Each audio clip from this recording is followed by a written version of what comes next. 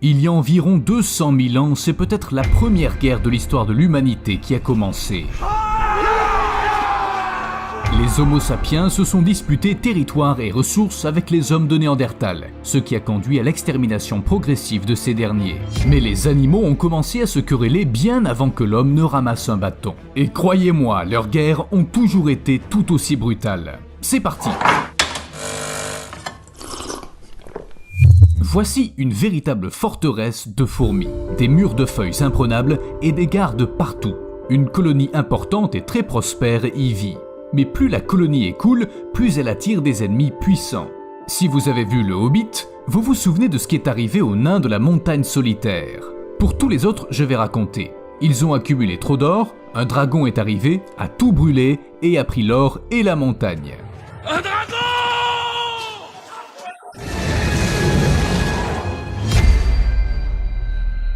Et maintenant, vous voyez cette araignée ? C'est pas un dragon bien sûr, mais elle est venue dans le même but, l'or des fourmis. Ce qui a pour elle le plus de valeur, ce sont les larves. Maintenant regardez bien l'araignée, son corps ressemble étrangement à celui d'une fourmi. Grâce à cela, l'araignée se faufile nonchalamment dans l'endroit le plus gardé de la fourmilière et vole tranquillement les larves. Wow, et les gardes ? Étonnamment, ils ne comprennent pas ce qui se passe. On dirait, le frère de Steve ou sa grand-mère. Ok, laisse-le rentrer.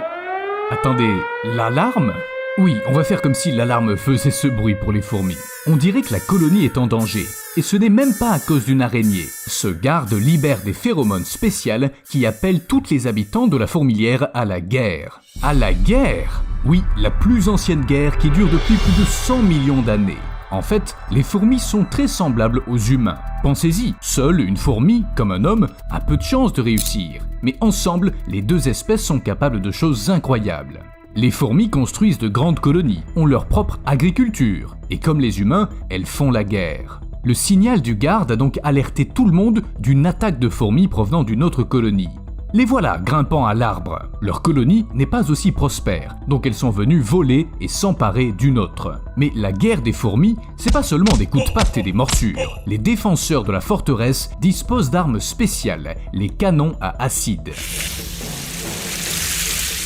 Pour les humains, l'acide formique ressemble à une sorte de liquide aigre et bizarre, mais dans le monde animal, il peut sauver une fourmilière entière. Ou bien là, regardez, cette énorme fourmi appartient à l'espèce Camponotus gigas. Elle est considérée comme l'une des plus grosses au monde et peut atteindre 3 cm de long. Les plus petites sont simplement des fourmis tisseuses normales, qui défendent leur forteresse. Elles ont une stratégie spéciale pour vaincre un tel géant. D'abord, elles doivent l'immobiliser. Vous voyez ces petites-là ? Pendant qu'elles lui tiennent les pattes et l'empêchent de résister, les autres la mordent rapidement et injectent du venin dans le corps de la grosse fourmi. Et là, ni sa taille, ni ses mâchoires puissantes ne lui seront d'un grand secours. L'arme chimique marche, le géant est vaincu. Après cela, le dernier envahisseur meurt. Aujourd'hui, elles ont réussi à défendre la forteresse. Mais à quel prix ? Des centaines, des milliers de vies de fourmis. Donc, oui, tout se passe comme dans une guerre ordinaire. Et ce genre de bataille se produit en permanence. Comme je l'ai dit, les fourmis sont en guerre depuis plus de 100 millions d'années. Pendant tout ce temps, elles n'ont pas seulement développé des armes, mais aussi différents métiers. De veilleuse de nuit à tonneau d'eau douce. Oui, le travail de cette fourmi, c'est d'être un tonneau. Quel job de rêve! Mais ce qui nous intéresse, c'est les autres. Ah, les voilà. Grosse tête, mâchoire puissante, seule une fourmi soldat peut se vanter d'être taillée comme ça. En plus, dans l'armée des fourmis, il y a même des grades. Par exemple, celle-ci est une recrue. Celle du milieu est un sergent et la plus grosse, un major. Dans certaines familles, il y a aussi des super-majors, des créatures géantes dans le monde des insectes. En général, plus la fourmi est grosse, plus elle est élevée en grade. Je ne suis pas sûr qu'elle respecte la chaîne de commandement, mais qui sait ? Revenons maintenant à l'arme des fourmis, qui est unique pour chaque espèce.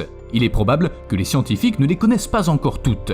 Mais que faire si l'ennemi vient à bout de toutes les lignes de défense, et des canons à acide, et des fourmis soldats avec leurs grandes mâchoires ? Pour avoir une idée des options possibles, examinons les attaquants. Mais qu'est-ce que c'est que ce truc ?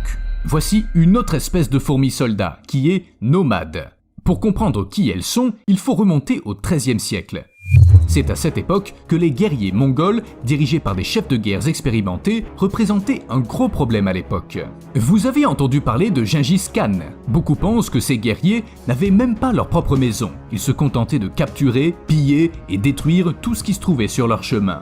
En réalité, bien sûr, c'était un peu plus compliqué que ça, mais on va simplifier, sinon la comparaison ne sera pas aussi belle. Donc, ces fourmis soldats n'ont pas non plus de maison, elles ne construisent pas de fourmilières, mais migrent régulièrement d'un endroit à l'autre, dévastant au passage les demeures des autres fourmis. Ce sont plusieurs espèces qui partagent un amour pour le voyage et pour la destruction de tout ce qui se trouve sur leur passage. Regardez, là elles mangent un serpent, et là un pauvre scorpion.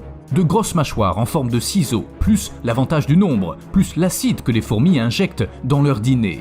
Quiconque est attrapé par les fourmis soldats en cours de route sera dissous de l'intérieur et dévoré. La seule façon d'éviter une mort horrible est de rester complètement immobile. Ces fourmis sont presque aveugles et ne se repèrent que par le son. Regardez, la sauterelle l'a très bien compris. Sinon, ces fourmis ne peuvent pas être arrêtées par des canons à acide ou par une autre arme. Par celle des humains non plus, parce que, on peut pas vraiment leur tirer dessus, si? Du coup, si des nomades attaquent une colonie, leurs voisines les plus proches le sauront. Leur survie en dépend. Pendant qu'une fourmilière subit la défaite, l'autre se met en pleine action pour évacuer tout le monde. Elles ont repéré les fourmis soldats et tentent de sauver leurs biens les plus précieux. L'or des fourmis, que tous les envahisseurs veulent voler. C'est le sauvetage des larves. Mais il y a aussi celles qui ont appris à se défendre à leur manière. Vous voyez cette trappe? C'est une fourmi céphalote. Cette trappe est en fait une fourmi. Le plus souvent, elle s'installe dans un arbre, remplissant les cavités et les fissures. La principale caractéristique de ces fourmis, c'est qu'elles possèdent un grand bouclier de combat concave qui joue un rôle important dans la protection de la colonie contre l'ennemi. Certaines espèces l'utilisent également pour planer si elles tombent accidentellement d'une grande hauteur. Donc, quand la fameuse fourmi garde sonne l'alarme, ces fourmis bloquent toutes les entrées et sorties avec leur tête. L'ennemi ne peut tout simplement pas entrer, et même si ça semble étrange, une porte ordinaire suffit à les protéger. L'épaisse plaque chitineuse, comme un bouchon, ferme bien l'entrée.